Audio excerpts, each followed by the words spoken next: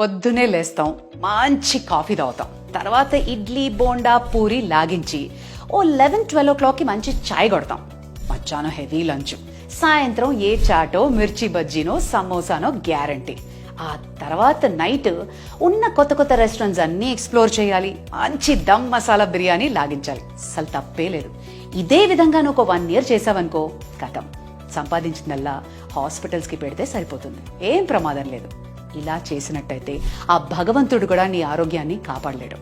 56% మన రోగాలకి కారణం మనం తినే ఆహారం అని లేటెస్ట్ సర్వేలో చెప్పారు. మరి జాగ్రత్తగా ఉండకపోతే ఎలా? భగవద్గీతలో కూడా అందుకే అంటారు, బ్రహ్మార్పణం చెప్పి ఎందుకు తింటాము? మనం తినే ఆహారం మన బాడీకి ఒక డివైన్ ఫుడ్లా ఉండాలి, మన సోల్ని, మన స్పిరిట్ని ఎన్హాన్స్ చేసే విధంగా ఉండాలి. అంతేగాని ఇష్టం వచ్చినట్టు ఏది పడితే అది తినేసామనుకో, కడుపులో చిల్లులు పడుతున్నాయి. Liquid nitrogen